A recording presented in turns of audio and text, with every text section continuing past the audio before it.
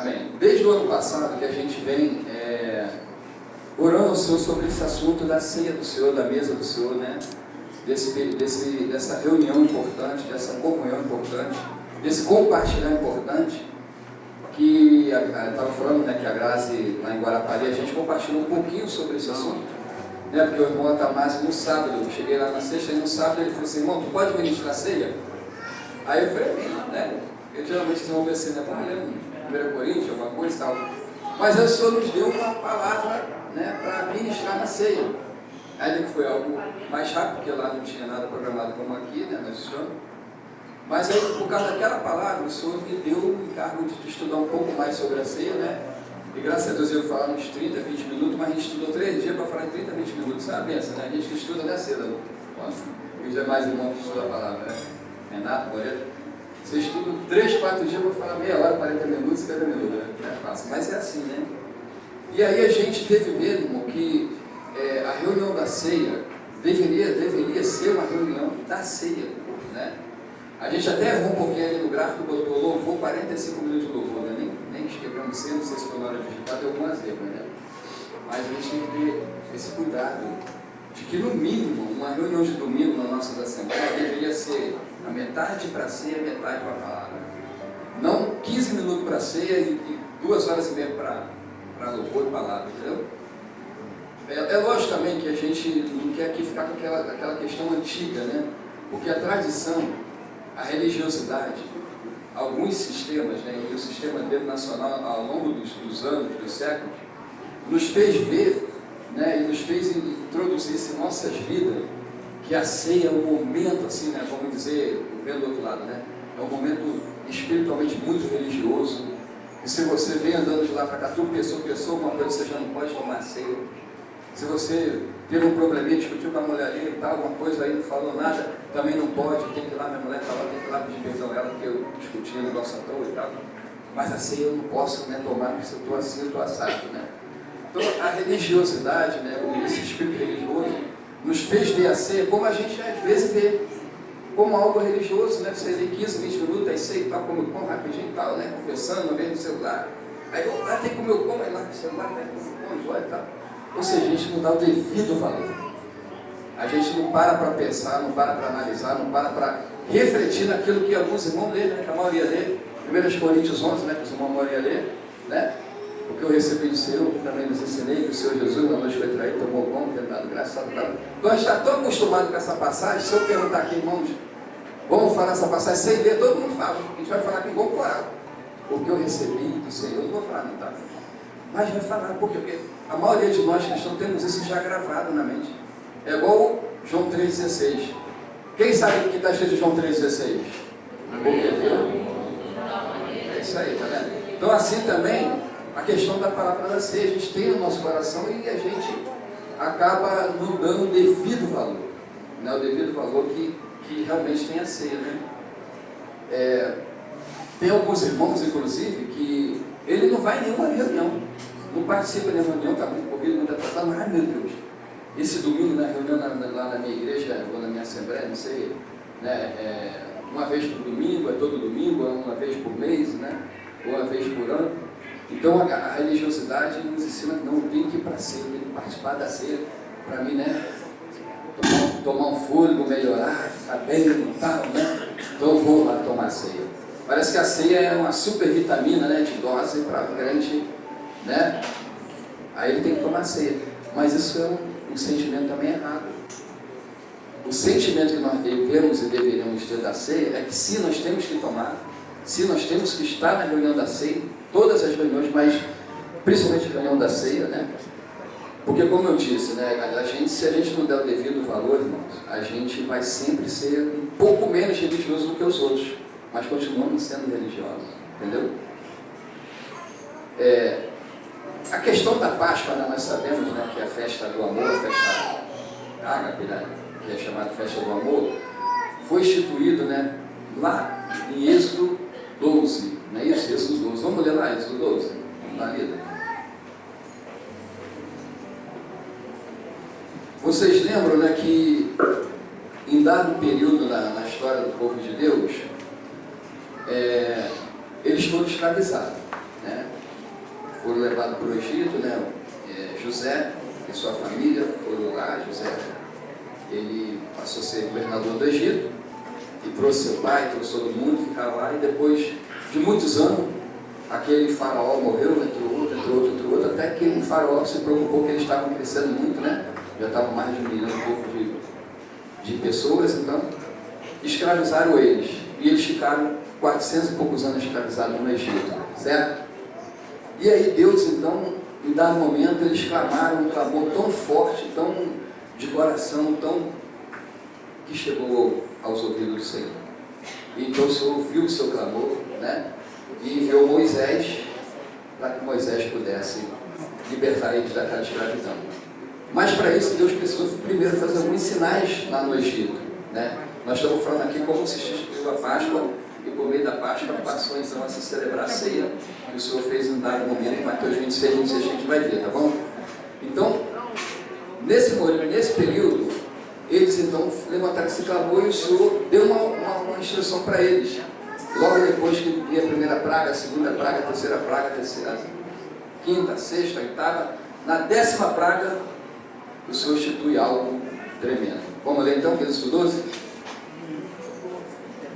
Disse Yahvé a Moisés e a Arão na terra do Egito: que este mês seja para vós o princípio dos meses, será o primeiro mês do ano, ou seja, um marco, né? Verso 3 do capítulo 12 de Êxodo. Verso 3 do capítulo 12 de Êxodo. Falai a toda a congregação de Israel, dizendo: no dia 10 deste mês, que cada homem tome para si um cordeiro, para cada família, um cordeiro para cada casa. Entretanto, se a família for pequena para consumir um cordeiro, então juntará com um vizinho mais próximo de sua casa, conforme o número de pessoas. O cordeiro será escolhido na proporção de cada um puder comer. Aqui está instituída a festa do amor, a festa ágape. Verso 5. O cordeiro será macho, sem defeito e de 1 ano. Vós os escolhereis entre os cordeiros ou entre os cabritos, e o guardareis até o dia 14 deste mês. E toda a assembleia da congregação de Israel o degolará à tarde. E tomarão um pouco de sangue e passarão sobre os 2 umbrais e sobre as vergas das portas das casas que eu comer. Naquela mesma noite comerão também carne grelhada no fogo, a carne grelhada no fogo, com pães matizados. Quem sabe o que é pão matizado? Asmos, tá bem, sério. Pois asmos. Estou aqui, está assistindo já a ceia também, né? A festa da Páscoa. Não fermentado, pão matizado, não fermentado, e ervas amargas a comerão. Não comereis dele nada cru, nem cozido em água. O animal inteiro, incluído a cabeça, as pernas e os miúdos, será assado em brasa. Nada deixareis sobrar até pela manhã. Caso isso aconteça, queimareis o que restar, o que sobrar. Verso 11. Ao comer, estáis pronto para partir. Cinto atado, sandálias nos pés e cajado na mão. Comereis as peças. É o Pessah de Yahvé, ou seja, a Páscoa do Senhor. Amém? Verso 12, capítulo 12, verso 12. Naquela mesma noite eu passarei pela terra do Egito e matarei todos os primogênitos. Essa é a 10ª praga, tá, irmão? Tanto dos homens como dos animais executarei juízo sobre todos os deuses do Egito. Eu sou Yahvé, o Deus Todo-Poderoso. Verso 13. O sangue, porém, será para vós um sinal nas casas em que estiveres. Quando eu vir o sangue, passarei direto. A praga de destruição não vos atingirá quando eu ferir o Egito. Esse dia, portanto, será para vós um memorial, e o celebrareis como uma festa perene para Yahvé. Nas vossas gerações o recebereis por decreto perpétuo. Amém, irmãos? Amém. Então aqui nós vemos um cordeiro sendo morto e sendo consumido nesse período. E se a família fosse pequena, o cordeiro, né, geralmente seria muita coisa para a família, Então essa família deveria se unir a outra família para que esse cordeiro fosse totalmente consumido, não podia sobrar nada. Amém? Então aqui você já vê por que foi instituída essa festa do amor, essa festa de confraternização, a Páscoa, né, dos judeus, que até hoje eles comemoram isso, né? Porque era um momento de comunhão, um momento de libertação, um momento de que o cordeiro foi morto. Lembra que aqui diz João 1,29? João fala assim: eis aí o cordeiro de Deus que tira o pecado do mundo. Amém?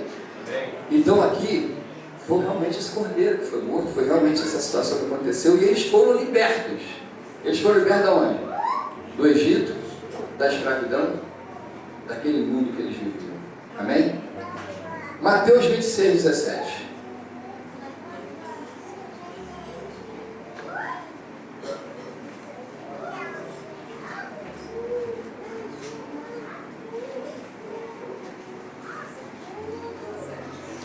Mateus 26, 17.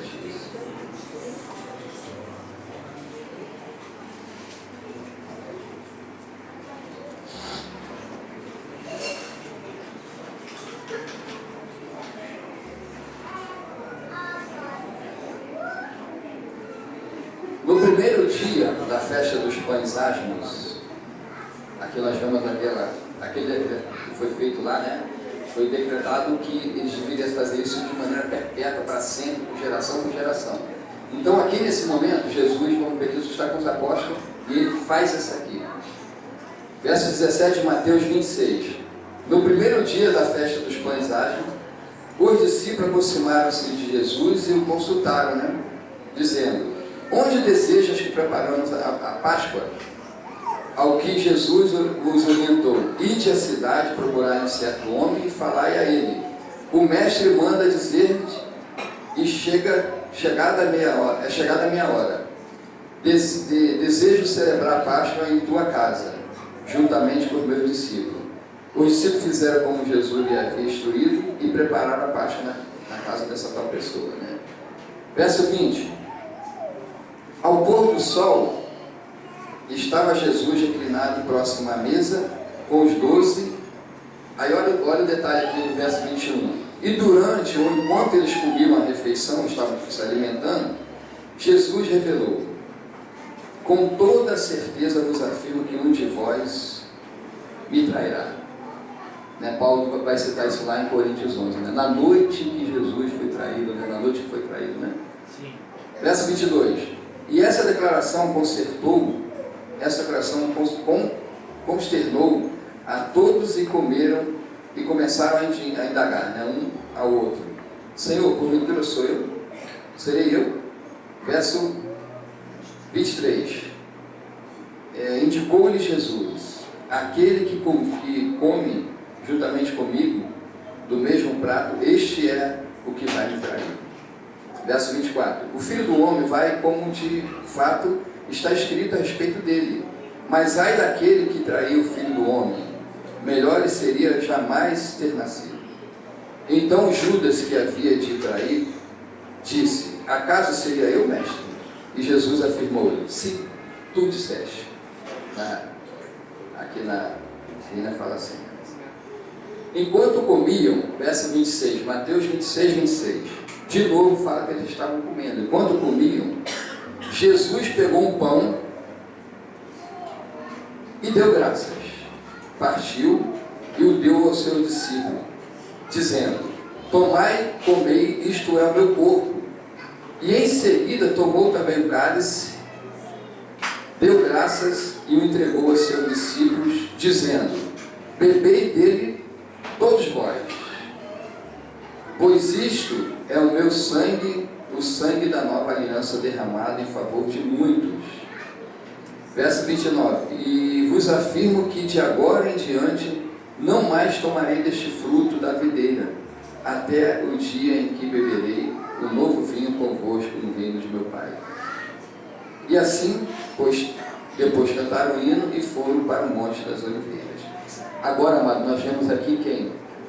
Jesus, o Cordeiro que foi morto antes da fundação do mundo, num momento de celebração da Páscoa, que foi aquele momento lá daquele cordeiro que foi morto lá no Velho Testamento.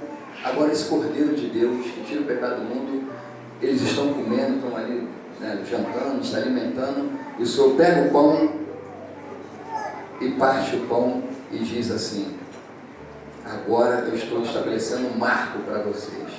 Assim como foi pedido que fosse perpetuamente celebrada a Páscoa, a saída de vocês do Egito, deles do Egito, ou de vocês, da sua descendência, eu quero também, não vai esquecer, não era para andar, né? Obrigado. Agora só vai ter a voz, né? Então o que acontece? Quando sai ali, irmão, ele diz assim: isto é o meu corpo, que é partido por vós. Isto é o meu sangue, que é dado por vós.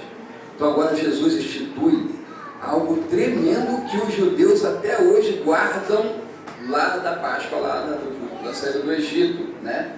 Você vê que eles têm essa festa sempre, né? E dá a entender que os irmãos em Cristo Jesus, os judeus cristãos, faziam isso todo domingo, porque Paulo fala, né? Paulo fala que no primeiro dia da semana, né? Partindo do pão e tal. Então, assim, e eles também celebravam essa Páscoa também de tempos em tempos, né? Que na época lá era anual, mas os irmãos dá a impressão também que comemoravam quando partiu o pão, né? Então o que acontece? Jesus instituiu algo que nós, aquilo foi lá no início, a gente não fez como os judeus antigos, nem como os judeus cristãos, nem como os judeus até hoje fazem, que é guardar aquilo que foi instituído. Já os cristãos guardam o que o Senhor fez, e falou nessa data aqui, nessa época aqui, de Mateus 26, 26, que é a mesa do Senhor, que é o marco que ele falou, né? Isso é o meu corpo, isso é o meu sangue, que é partido por vós. Amém? Então nós devemos, no mínimo, sermos naturais, digamos assim, entre aspas, e guardar o que o Senhor falou, né? Que isso aqui é um momento importantíssimo. E perpetuamente a gente vai ter que estar lembrando disso. Amém? Amém. Vamos ler Coríntios 11, 1 Coríntios 11, 17. A gente poder avançar aqui, finalizando já. Ainda tem que partir o pão, né?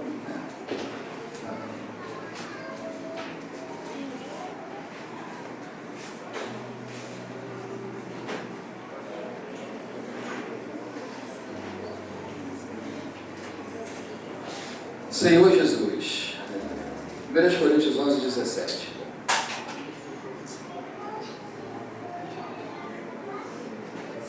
Apesar de tudo, não vos elogiarei, ou nisto que vou dizer, não vos louvo, né, na contradição, né? Quanto à instrução que passo a vocês a partir de agora.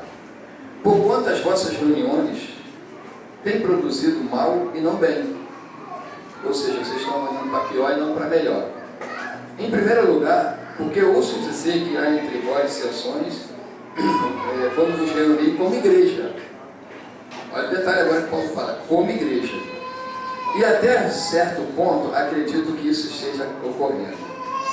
Todavia, se faz necessário que haja divergência entre vós para que os aprovados se tornem conhecidos em vosso meio.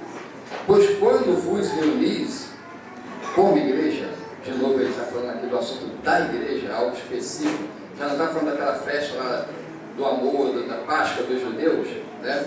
Ele cita aqui de novo, né? Como igreja. Qual verso que eu estou? Acabei me perdendo para 21. Porque quando comeis, cada um toma antes a sua própria ceia, sem esperar pelos outros. E dessa maneira, enquanto um fica com fome, o outro se embriaga. Será que não tendes casa para comer e beber? Ou de fato desprezai a igreja de Deus, humilhando os que nada têm, possuem, os irmãos mais pobres, né? Que vos direi? Acaso vos elogiarei por isso? Certamente não vos elogio por essas atitudes. Aí ele diz aqui no 23, porque eu recebi do Senhor o que também vos entreguei, que o Senhor Jesus, na noite que foi traído, tomou o pão, e logo depois de haver dado graças, o partiu e disse, isto é o meu corpo, que é dado por vós, fazei isso em memória de mim.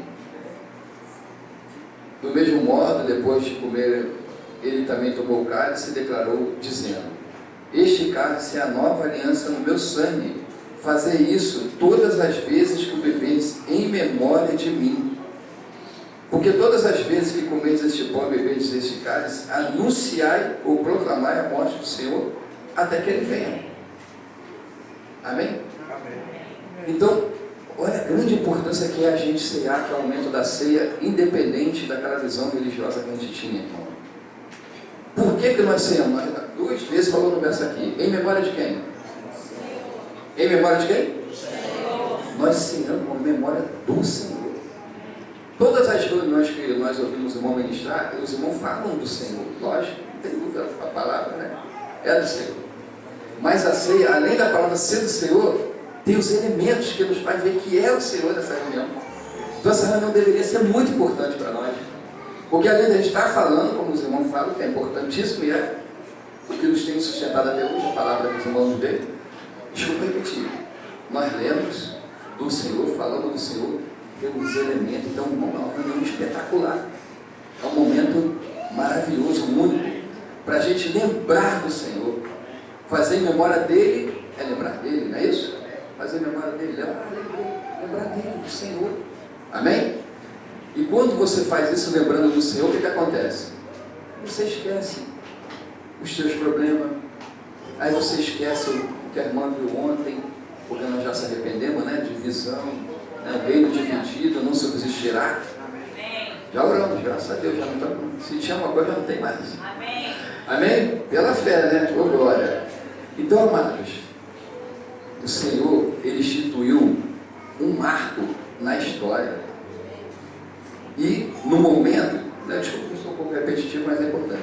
E no momento que teve um marco na história, lá na época da saída do Egito. Entende? O que aconteceu? Um cordeiro foi morto. As portas lá que tinha a marca do sangue, a morte passou direto. Amém? Ninguém perdeu o primogênito. Inclusive, se você continuasse lendo isso, ia dizer que nenhum cachorro perdeu um primogênito. Nem um animal.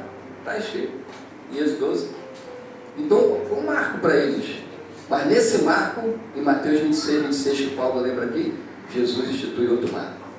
Para nós, que não somos judeus, não somos israelitas segundo a carne, mas somos servos do Senhor, somos a descendência de Abraão, aquela descendência espiritual, aqueles gentios que nada tinha, que os judeus guardavam do Senhor, né?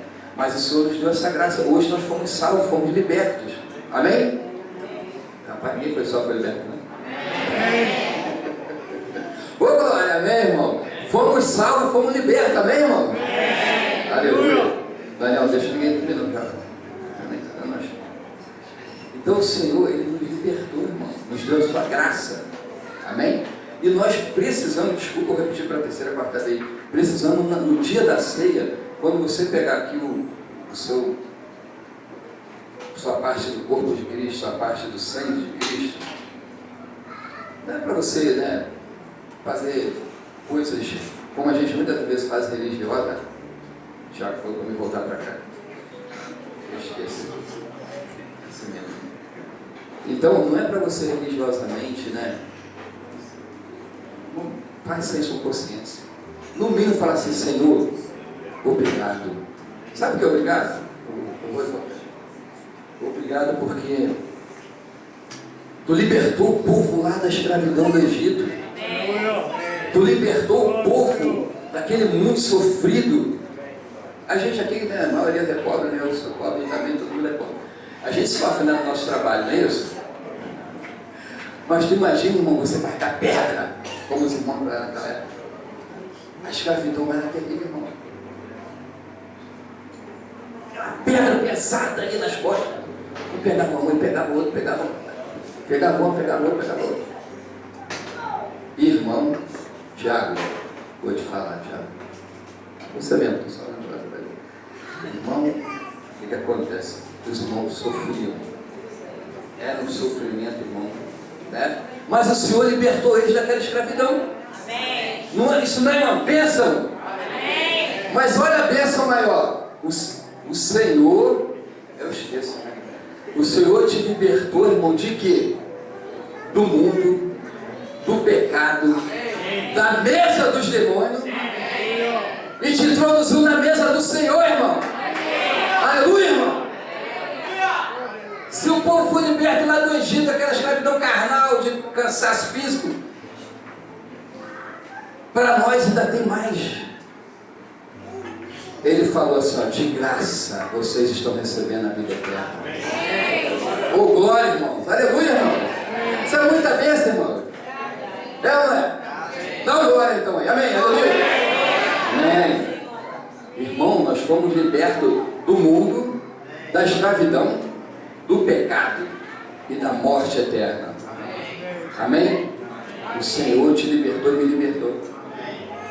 Eu não sei você, mas cada um de nós aqui tem uma história, né? Tem uns que nasceram já no berço evangélico, como os meninos, né, e tal. Mas a maioria de nós vemos do mundo. E a gente sabe o que era o mundo. A gente sabe a vida que a gente vê no mundo. Né, Jonathan? A gente aí já veio do mundão e tal. O pessoal vai dar. Não ri não, Jonathan, é sério. Aí, rapaz, então a gente sofreu muito. Como diz o estado do povo, aí sofreu o pão que já não amassou. Né? Mas o Senhor nos deu a libertação. O Senhor nos deu a graça. Vou repetir, ó. Ele nos libertou do mundo e eles também. Mas do mundo, desse mundo espiritual. Nos libertou do pecado, que nós ainda, às vezes, erramos, né? Vamos dizer assim, às vezes, né? Mas nós não somos mais aquele pecador quanto mais que acostuma no pecado, que vive no pecado, né? Mais pra frente você dá um trecho do livro do irmão Billy importante. Então assim, o Senhor nos deu essa libertação tremenda. E em que momento que ele fala para a gente lembrar disso? Nunca sei. Fazer isso em memória de mim, né? Paulo diz aqui, ó, porque eu recebi do Senhor o que também vos entreguei, que o Senhor Jesus, na noite que foi traído, irmão, aquela noite, Mateus 26, para ele foi uma noite sofrida, foi uma noite de dor, de tristeza, de angústia. E Paulo lembra que na noite que o Senhor foi traído, ele tomou o pão e, tendo dado graça, partiu. Tomou o cálice e, tendo dado graça, partiu. Então pense nisso quando você for tomar ceia. Pense na morte lá do passado, porque ele fala para fazer essa memória do que ele fez, mas também pense que é o mais importante também, que hoje há um túmulo vazio. Jesus ressuscitou. Aleluia. Hoje há um túmulo vazio, irmão. Ele venceu a morte. Amém? Cheira tanta coisa aqui, quando eu li nada do que eu cheguei. Pois é, assim, escreve muita coisa ali, né? É, passa. Amém, né? Graças a Deus. Amém, amém. Continuando a leitura aqui. Coríntios 11, no verso 25. Só para a gente lembrar de novo. Do mesmo modo, depois de comer, ele tomou o cálice e declarou: este cálice é a nova aliança do meu sangue. Fazer isto todas as vezes que beberdes, em memória de mim. Portanto, todas as vezes que comerdes este pão e beberdes desse cálice, anunciai a morte do Senhor até que ele venha. Amém? Amém? Por esse motivo, verso 27, quem comer do pão ou beber do cálice do Senhor indignamente será culpado de pecar contra o corpo e o sangue do Senhor. Verso 28, examine-se, pois, examine-se, pois, cada um a si mesmo, e coma desse pão e beba desse cálice. Pois quem come e bebe sem discernir a consciência do corpo do Senhor, come e bebe para a sua própria condenação. Por essa razão, há entre vós muitos fracos, doentes, e alguns que já estão mortos, que dormem. Contudo, se nós tivéssemos uma cautela, ou a precaução, ou o cuidado de nos julgarmos a nós mesmos, nós não seríamos julgados. Eu louvo a Deus pela visão da irmã Cláudia, de ontem, né? Que a irmã contou hoje, porque o Senhor nos dá a chance de nós nos julgarmos a nós mesmos. Há uma divisão, um reino dividido nos precisa. Nós já se arrependemos, amém? Desculpa, né? Lembrando? Se arrependemos, clamamos ao Senhor, o Senhor nos perdoou. Amém? Verso 31 de 1 Coríntios 11. Contudo, se nós tivéssemos a cautela ou o cuidado de nos julgar nós mesmos, nós não seríamos julgados. Obrigado, Senhor, porque nós nos arrependemos ainda agora dessa divisão, desse problema, e nos julgamos a nós mesmos. Amém? Verso 32. No entanto, quando somos julgados pelo Senhor, estamos sendo corrigidos a fim de que não sejamos condenados juntamente com o mundo. Portanto, meus caros irmãos, amigos e companheiros, quando vos reunis para comer a Páscoa, aquele período, aí vocês vão entender o que Paulo fala para julgar, né? Tudo que ele fala em cima, aqui no verso 32, ele diz, no 33, né? Portanto, meus irmãos, 33, 11, quando vocês reuniram para comer a Páscoa, né, a festa do amor, aquele momento, né? Não é a ceia do Senhor, que muitos confundem, né? Guardai, tanto que ele não fala, se a tua Bíblia fala ceia, mas vai ver que não está cheio ceia do Senhor, está só ceia. Aguardai-vos um pelos outros, e se alguém tiver fome, faz o quê? Você pode tomar tua ceia em casa, nesse contexto aqui, não, ele toma junto, né? Ainda que eu acho que a gente pode partir um pão para a família, eu não estou dizendo esse detalhe, estou falando do contexto aqui. Se ele manda alguém comer em casa, ele não está falando da ceia dos irmãos juntos, amém? Se alguém tiver fome, verso 34, coma em casa, para que quando vos reunis, isso não seja para a vossa própria condenação. Então, quando ele fala que examine-se, pois, o homem a si mesmo, ele está dentro de um contexto, que a gente não pode tirar um texto fora do contexto, falando dessa festa do amor, da festa ágape, né? Que vocês têm que se examinar. Naquele caso, os irmãos, naquela época lá de Corinto, né? Que eles estavam fazendo o quê? Que era um costume desde lá quando saiu do Egito, os ricos ficavam do lado comendo só coisa boa, filé contra filé, né? Digamos assim, ficavam tempo. E os pobres do lado de cá só comendo ovo frito. Entendeu? Então, assim, havia uma divisão, enquanto uns comiam muito e coisas boas, outros comiam quase nada, passavam fome, necessidade, etc. Entendeu? Então, esse contexto de examinas, etc., ele está falando isso também, né? Também. Porque pode ser também que você pode interpretar para o seu momento da ceia também, né? Eu sempre falo, irmão, quando você vem para a ceia, né? Eu já fiz muito isso. Às vezes, caramba, né? Ceia, tive um problema e tal, não me arrependi. Eu falo, Senhor, eu digo para o Senhor, né? Senhor, me perdoa por aquela situação. Clamo o sangue de Jesus para purificar todo o pecado, né? A pessoa não está aqui, não tem como pedir um perdão, uma coisa assim e tal. Mas eu vou e participo, né? Mas, irmão, você não pode, por causa disso, repito, ficar fora desse período, fora desse momento. Porque Jesus falou o quê? Quem come e bebe tem o quê? Parte comigo. Aí se eu não tomo a ceia, se eu não como no bebo, eu estou fazendo o quê? Estou fora, eu não tenho parte. Eu não faço parte do corpo, eu não estou comendo nem bebendo. Você vê o problema de você, às vezes, ficar muito probleminha. Como um problemão, sei lá, na tua cabeça, você fala assim, eu vou ficar fora da ceia, eu não posso tomar ceia. E também, agora, eu não briguei com meu filho, com meu marido, com a minha mulher, com meu patrão, com não sei quem. Que bom, misericórdia. Esquece.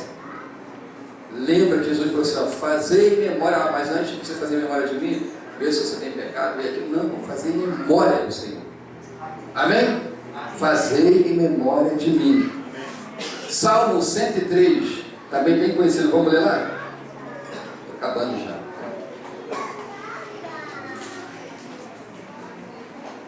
Salmo 103.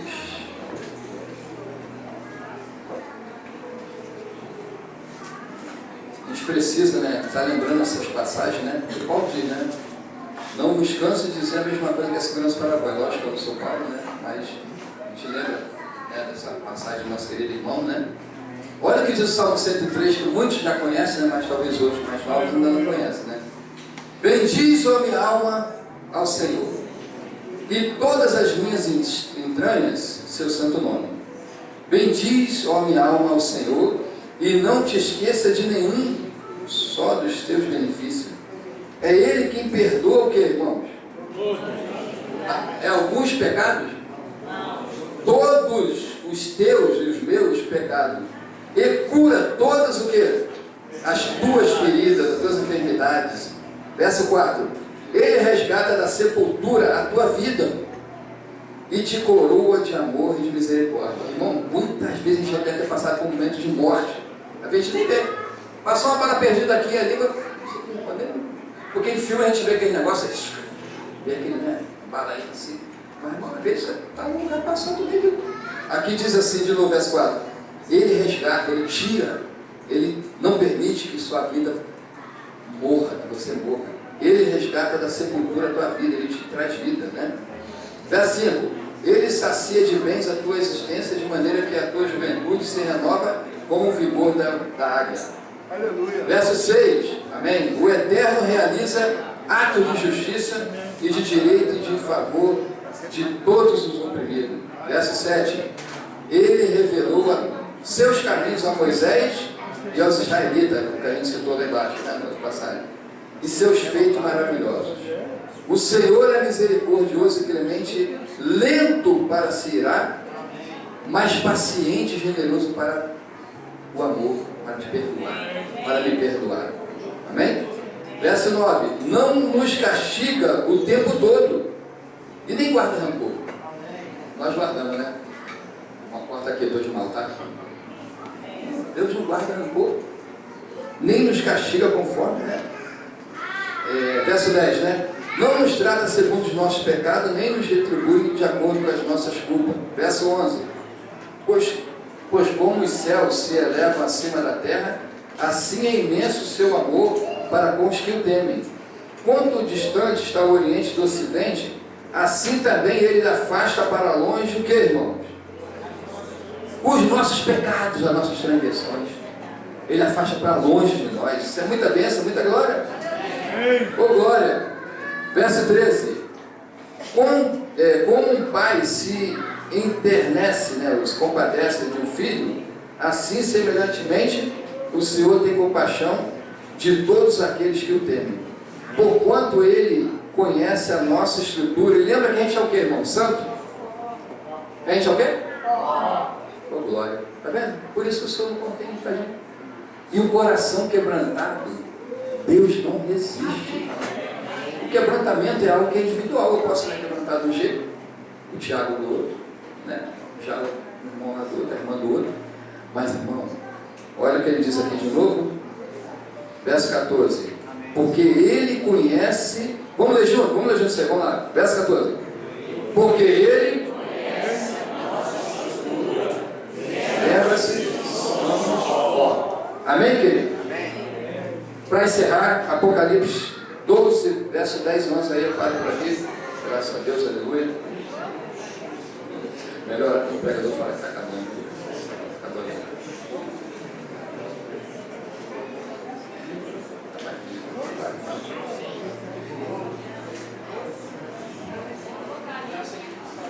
Apocalipse 12, verso 10 e 11.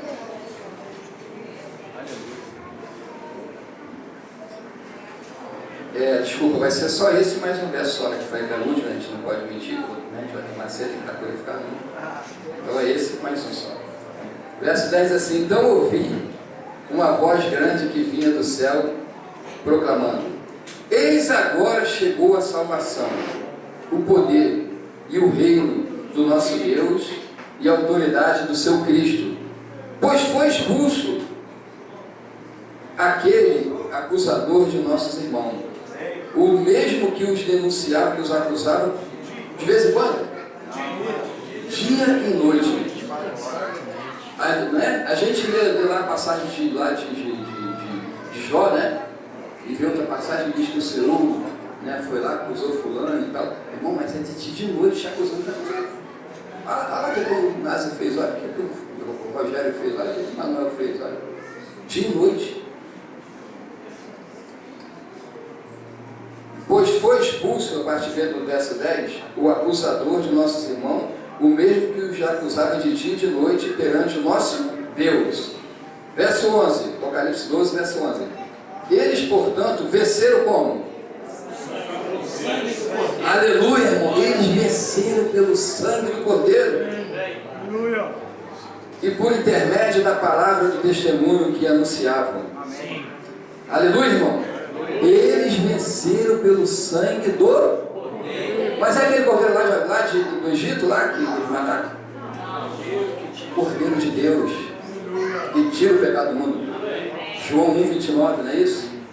Eis aí o Cordeiro de Deus que tira o pecado do mundo. Para encerrar, Romanos 8, 1.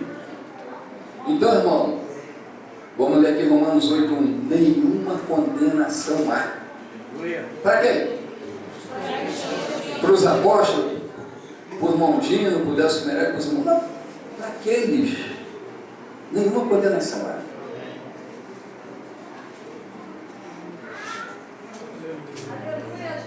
Aleluia.